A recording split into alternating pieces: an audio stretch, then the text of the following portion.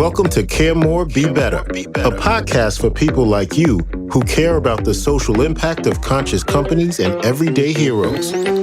Hear inspiring stories from those who put people and planet before profit and personal gain. You'll learn how you can make a difference, vote with your dollars, and get involved today.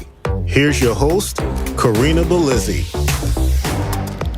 Hello, fellow do-gooders and friends. I'm your host, Corinna Bellizzi, an activist and cause marketer who is passionate about social impact and sustainability. The guest I'll introduce you to today is someone I've had the pleasure to get to know during my studies at Santa Clara University as I pursue my MBA.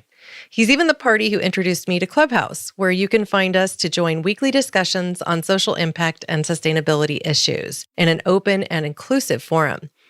As with all our other social platforms, you can find us on Clubhouse with the handle @CareMoreBeBetter.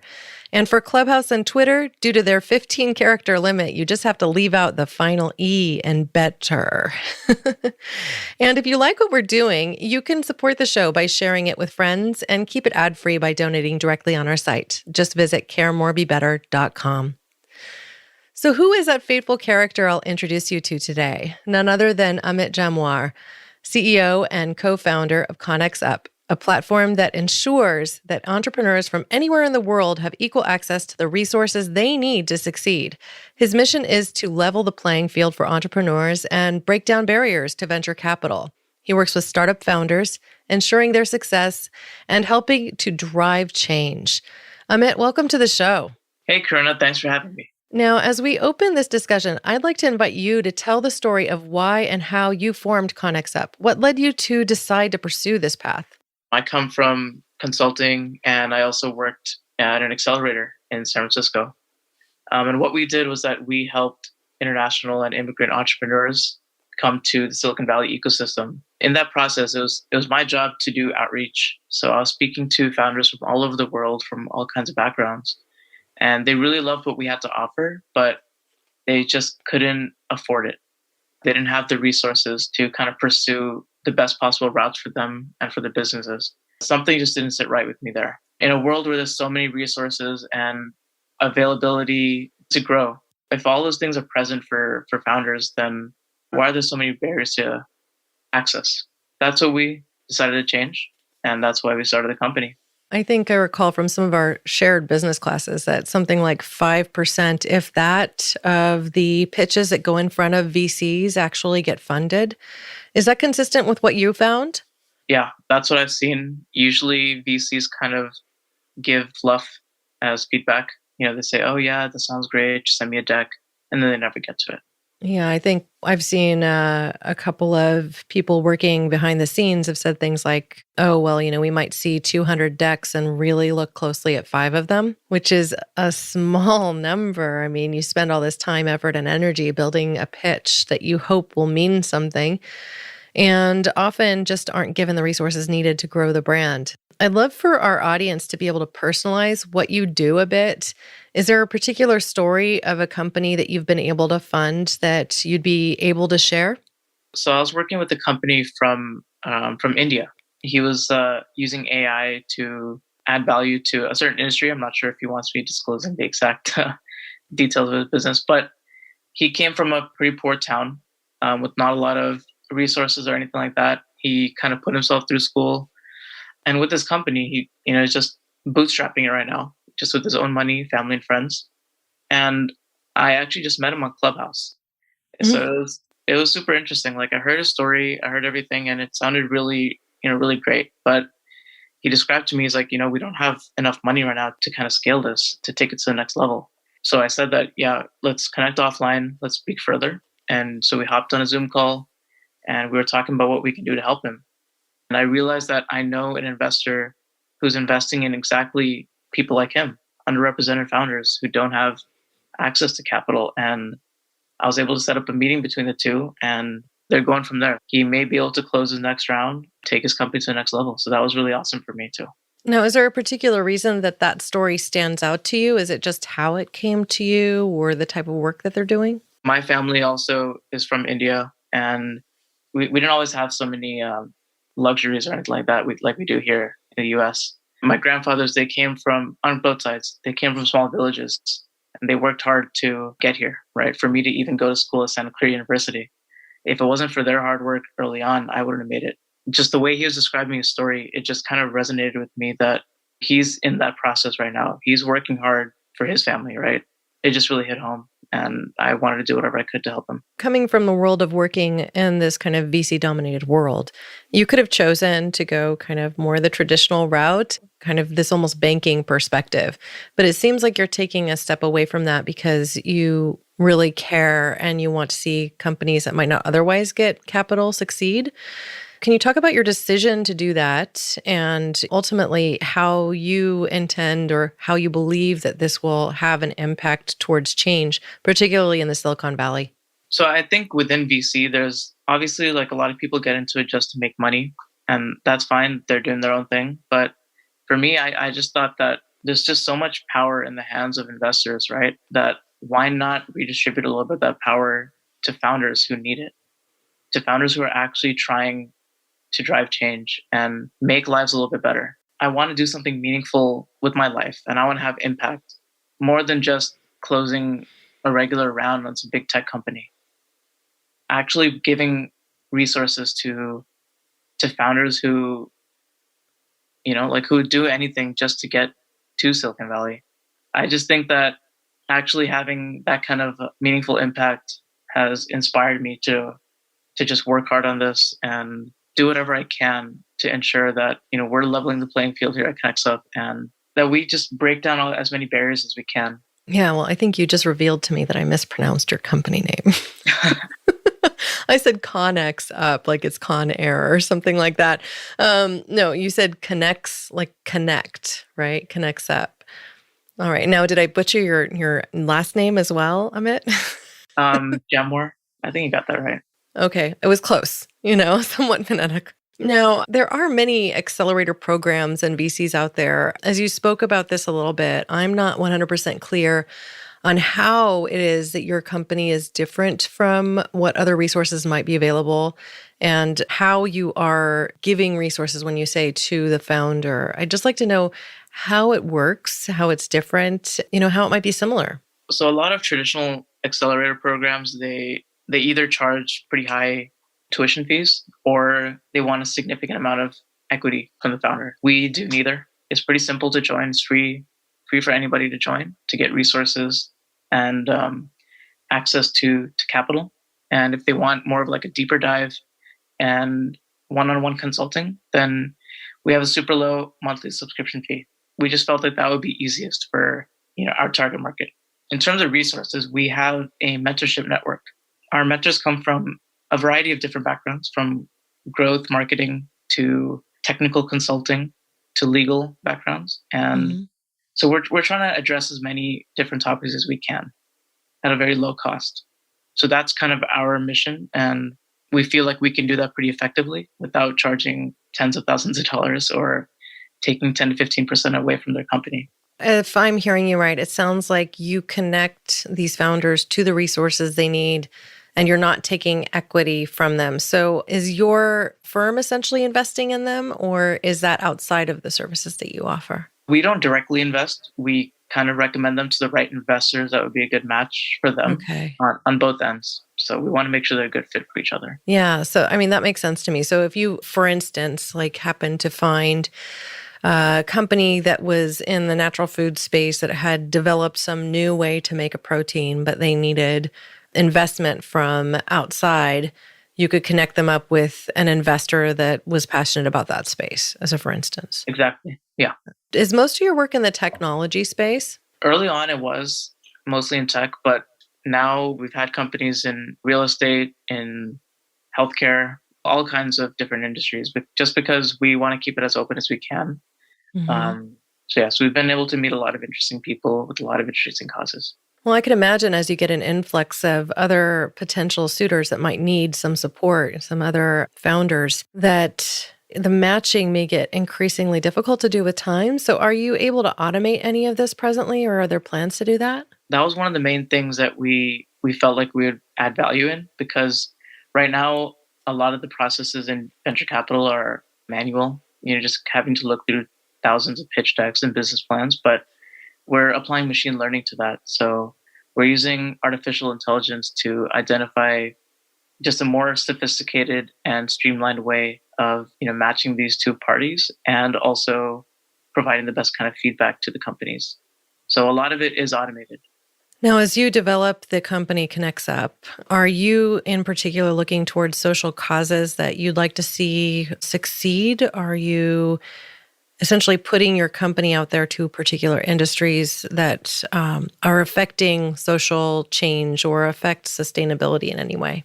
I've always had a soft spot for those who are working towards tackling climate change. That's always been a big one for me ever since high school. If I ever see a company who's doing that, I know investors who are super, super passionate about that. So I just, recommend them to them. That's my niche, I guess. I always look out for things like that. But any kind of cause in general is really important to me, as long as it is changing people's lives and bringing something good into the world. I'm just happy to facilitate whatever I can. Well, that's really cool. As it stands then, would you say that you've kind of woven that into the fabric of the company? Like, is there, I don't even know if you have a specific, let's say, values that you're championing as you continue to grow, or a specific cause that you're working to get behind? Our overall cause is really to bring back power to the hands of founders. And that's where it should be. Not in the hands of investors, not in the hands of anybody else. If we give the resources to founders, then they have everything that they need to change the world. So that's our overarching cause. Yeah, well, I think that changes the dynamic and the playing field of what has been traditional, at least in the last several years. I mean, I worked for a company, Nordic Naturals, that we worked to grow really quickly, and we're able to do so, growing from, less than $1 million in revenues a year to over $100 million over the course of about a decade.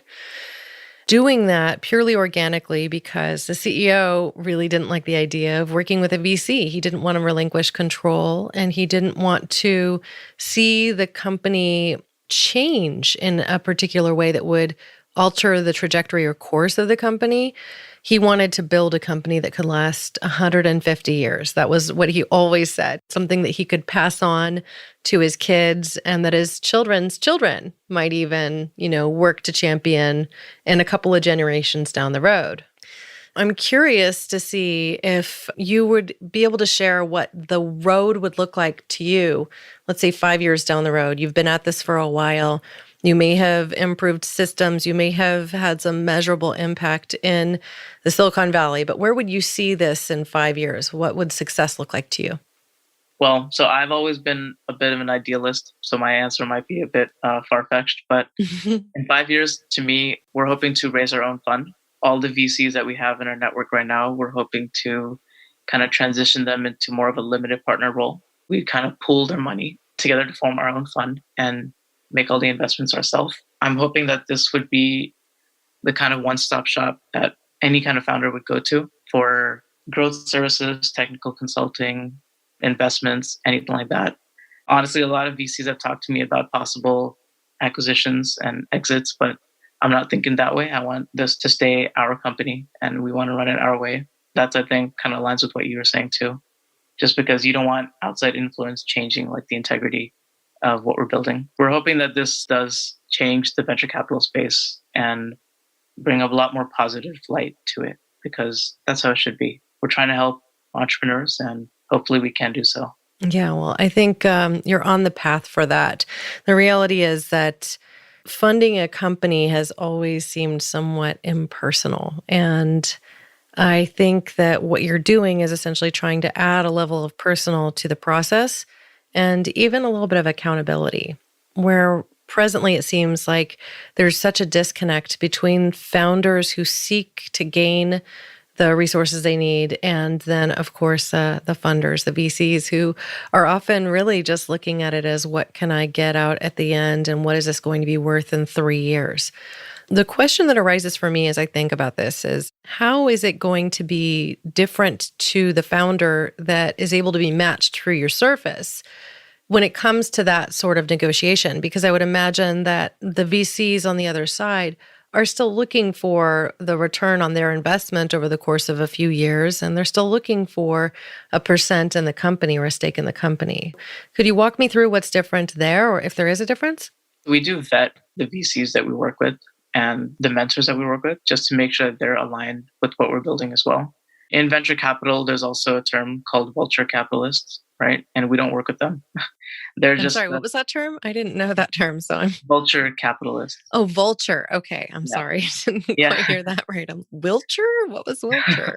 Yeah, and we don't want to work with those guys who just want to purely multiply their returns. So the investors that we are working with do care about the founders, and they're often founders themselves. It's helped so far in which that they can really negotiate really friendly term sheets and not take away too much equity, or even if they do take away equity, they don't take away too many voting rights. The power is still in the hands of the founders and the founding team. And that's when we come in, we make sure that they're getting a good deal. As we move forward, if we have our own fund, we're not going to be being in their face. We'll just offer them the right guidance and mentorship. I think you just revealed the gem of what you do. And that is that you are essentially the gatekeeper or the support or the advice center to say this is a good deal or this is not a good deal. And, hey, you could perhaps negotiate this piece and maybe you get preferred stock as your protected asset as opposed to just getting general shares, something to that effect, right? Right. Yeah, I think so often, especially when a founder is exploring their funding needs for the first time around, they may not even really speak the language. They may not know how to protect themselves or what can be negotiated. And they may even consider that if they were to push on one particular thing, that the opportunity to be funded could simply dissipate.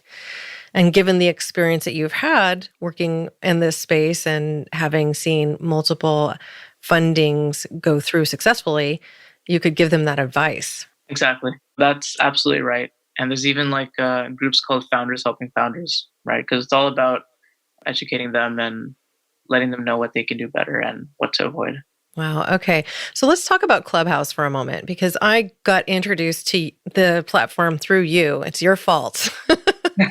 I had sworn off Apple. So this was a big ask for me, but I went out and got an iPad because I can use the tablet for other things too. And I'm just beginning to really play in the space. I would call myself a voyeur, but by the time that this podcast launches, I will have had at least a few sessions that I've hosted as well. So let's talk about how you're connecting with potential founders on the Clubhouse app and what that looks like to you, how people can reach you. So it kind of just started with joining a bunch of these rooms, like Founders Helping Founders, and then pitch your startup to VCs and investors. And I was on the other side, so I was pitching my startup and what we're doing to these guys. And then slowly, I started meeting more people, taking some meetings offline. And now I'm kind of on the other side of the table, listening in. And these startup founders are pitching to us. If I see a good fit and if I see where I could help them out, I say, hey, I really like what you're doing. Let's talk more offline.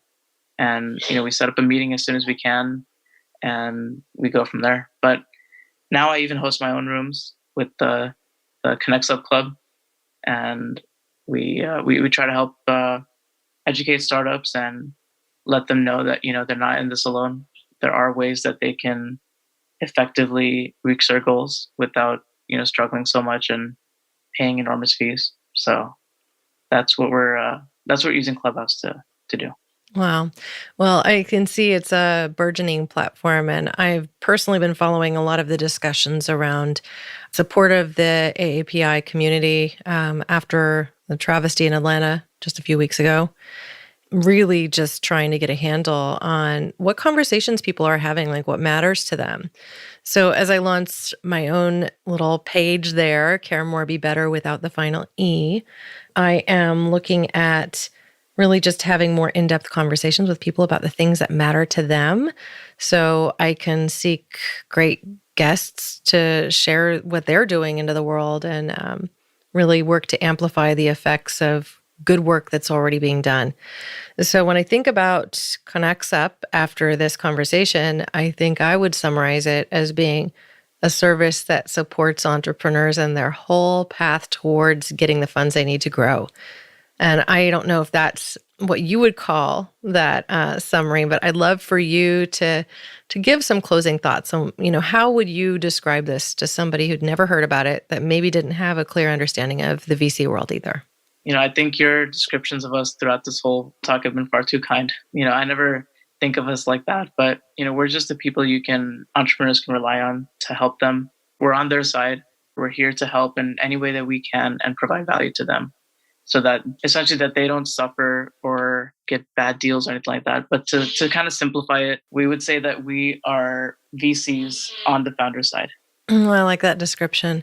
And I think I had heard the term vulture capital before, but for some reason it was just so far from my brain in talking to you. I think perhaps because that is the furthest from how I personally see you. I've heard you in these rooms talking to people who are looking for capital.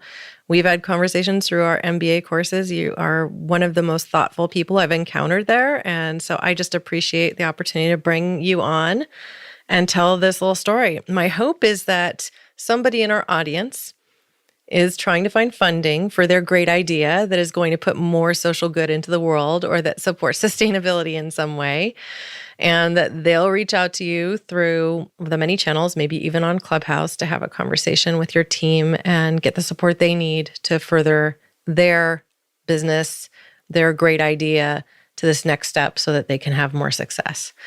So if we're able to do that one thing with this show, we've really done something, right? Absolutely. Absolutely. Yeah. And it's always a pleasure working with you. And if we're able to impact the life of even one person, that would be awesome. Well, I will see you on Clubhouse. Now, I have a few words in closing, but if there's anything else you would like to say before we wrap up, you have the floor. It was just awesome to talk about this and to honestly hear from your perspective also, like what we're doing, because that really inspires me to continue working harder and putting in late hours and building the best possible platform that we can for people. Thank you for that. Oh, and thank you. I just hope that, thanks. And I just hope that we're able to continue helping people and really make an impact. Yeah, one foot in front of the other. It takes a legion. It's a community. Yeah. Now, I'd like to invite our audience to act. That action could be as simple as just sharing this podcast with people in your community. Perhaps you know a founder who needs an introduction to somebody like Amit Jamuar and his company ConexUp. To find suggestions like this, visit our action page on caremorebebetter.com. There you'll find causes and companies that we encourage you to support. Join the conversation and be a part of the community we're building. You can follow us on social spaces at Care More Be Better. And on Clubhouse or Twitter, just leave out that final E and better and you'll find us. You can send us a DM on any platform, or you can just send us an email at hello@caremorebebetter.com. Thank you, listeners, now and always, for being a part of this pod and this community, because together we can do so much more. Thanks for listening to Care More, Be Better, a podcast for social good. To make sure you never miss an episode, subscribe, rate, and review wherever you listen to podcasts, and share with your friends to help us reach more people and spread more social good.